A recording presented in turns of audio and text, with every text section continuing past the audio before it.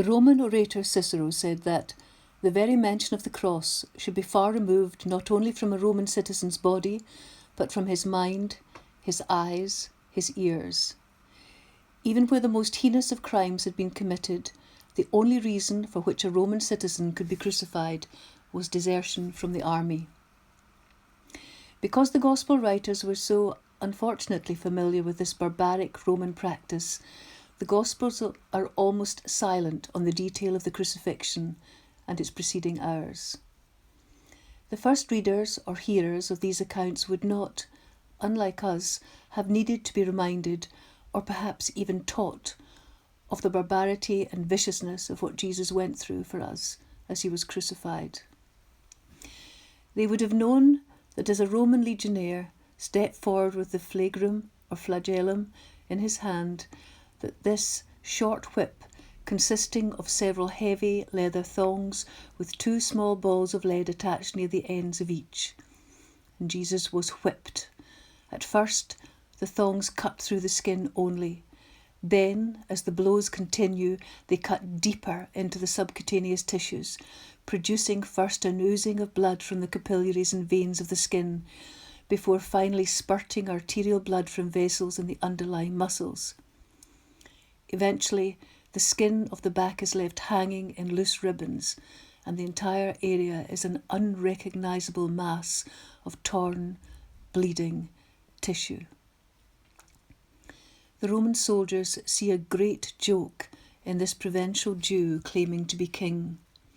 They throw a robe across his shoulders and place a stick in his hand for a sceptre. Flexible branches covered with long thorns are plaited into the shape of a crown, and this is pressed into his scalp. Again, there is copious bleeding, the scalp being one of the most vascular areas of the body. When the time comes to make the walk to his place of crucifixion, the heavy patibulum of the cross is tied across his shoulders, and the procession of the condemned Christ, two thieves, and the execution detail of Roman soldiers, headed by a centurion, begins its slow journey along the Via Dolorosa.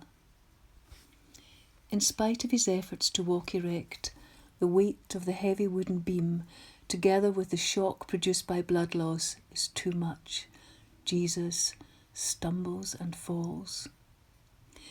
The rough wood of the beam gouges into the lacerated skin and muscles of his shoulders.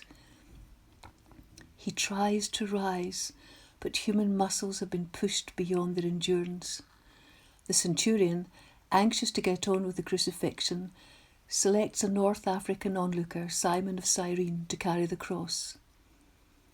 Jesus follows, still bleeding and sweating the cold, clammy sweat of shock, until the 650 yards from the Fortress Antonia to Golgotha is finally completed.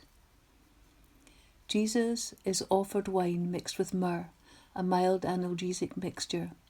He refuses to drink. Simon is ordered to place the patibulum on the ground, and Jesus is quickly thrown backward with his shoulders against the wood. The legionnaire feels for the depression at the front of the wrist. He drives a heavy, square, wrought iron nail through the wrist and deep into the wood.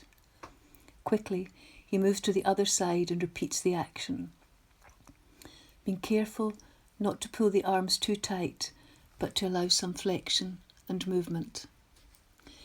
The left foot is now pressed backward against the right foot, and with both feet extended, toes down, a nail is driven through the arch of each, leaving the knees moderately flexed. The victim is now crucified.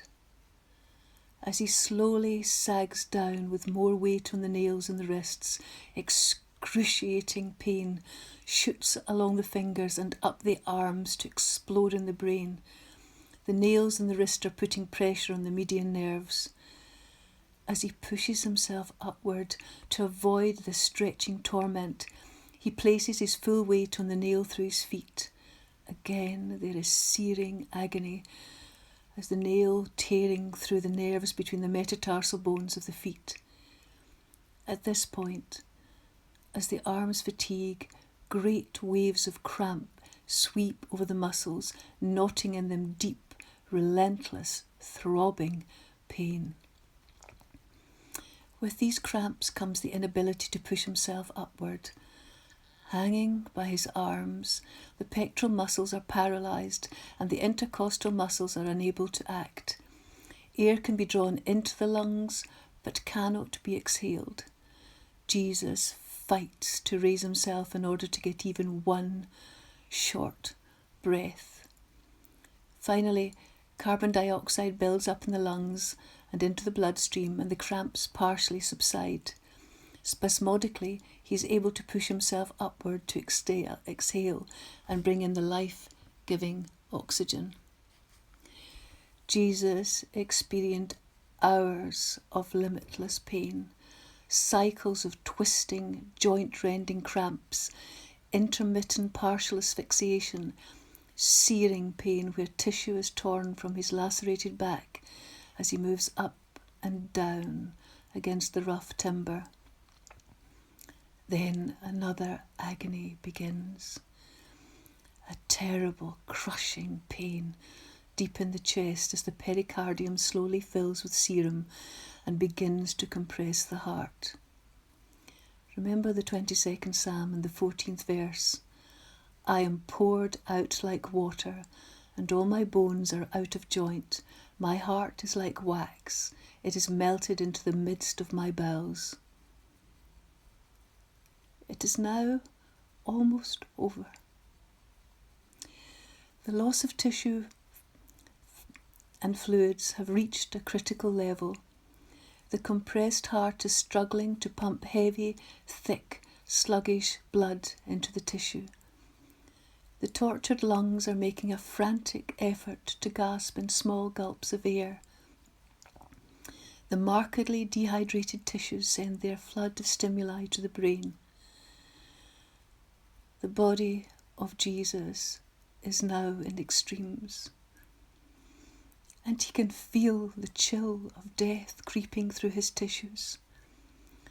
This realization brings out his almost final words, possibly little more than a tortured whisper. It is finished.